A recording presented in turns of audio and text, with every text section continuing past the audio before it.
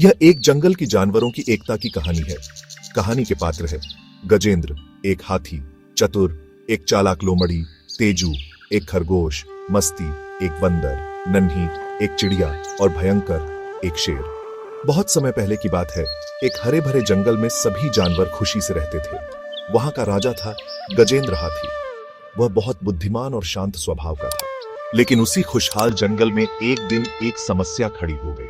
जंगल के बाहरी हिस्से में रहने वाला भयंकर नाम के एक शेर ने जंगल के अंदर आकर आतंक मचाना शुरू कर दिया। वह हर रोज एक जानवर को पकड़कर खा जाता। जंगल के सभी जानवर भयभीत और परेशान हो गए थे। जंगल के सभी जानवर मिलकर एक दिन एक सभा रखी। सभा में सभी जानवर इकट्ठा हुए और भयंकर के आतंकी को खत्म करने के लिए बातचीत करते हैं। तेजू खरगोश बोलना शुरू करता है। हमें कुछ करना होगा, वरना हमारी भी बारी जल्द ही आ सकती है। मस्ती बंदर बोलता है। अरे शेर से कौन लड़ेगा, उसकी ताकत के आगे हम सब कमजोर हैं। तभी चतुर लोमड़ी बोलती है। अगर हम सब मिलकर कोशिश करें तो हम शेर को हरा सकते हैं। सभी जानवर गजेंद्र के पास पहुंचे।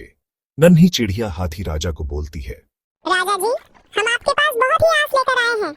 शेर के कारण जंगल की शांति खत्म हो गई है। कृपया हमारी मदद करें और शेर की आतंकी से हमें रक्षा करें। राजा गजेंद्र ने कहा, मैं अकेले इस समस्या को हल नहीं कर सकता।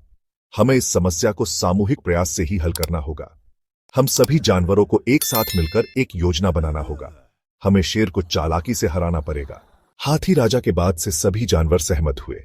हाथी राजा ने योजना बनाने के लिए एक दिन की समय लिया और सभी जानवरों को भी उनके हिसाब से योजना सोचने के लिए बोला।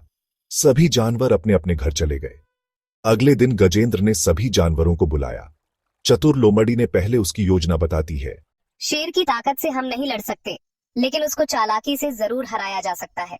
हमें उसे उसके ही जाल में फंसाना होगा। तेजू खरगोश ने पूछा, पर कैसे? चतुर लोमड़ी जवाब में बोलती है। हम शेर को एक गहरे गड्ढे में गिरा सकते हैं। सब जानवरों को चतुर की योजना पसंद आई। तभी नन्ही चिड़िया बोलती है। मैं शेर की निगरानी करूंगी और सभी को बताऊंगी कि वह कहाँ है। चिड़िया के हामी में हामी भरते हुए मस्ती बंदर बोलता है। मैं और खरगोश गड्ढे को खोदने में मदद करेंगे। सभी जानवर उत्साह से भर गए और काम पर लग गए। अगले दिन सभी जानवरों ने मिलकर जंगल के बीच में एक बड़ा गड्ढा खोदा। गड्ढे को पत्तों और झाड़ियों से ढक दिया ताकि शेर को कुछ पता न चले कि वहां गड्ढा है। चिड़िया शेर की गतिविधियों पर नजर रख रही थी। जैसे ही शेर जंगल के उस हिस्से में आया, नन्ही ने जोर से आवाज लगाई। भयंकर यहाँ आ रहा है। चतुर लोमड़ी भयंकर शेर के पास गए और बोलती है। हे जंगल के राजा, क्या आप सच में सबसे ताकतवर हैं? मैंने सुना है कि जंगल के बीच में एक और शेर आया है जो खुद को सबसे शक्तिशाली मानता है। शेर भड़क गया और गरजते हुए बोला, मैं उसे दिखाऊंगा कि असली राजा कौन है।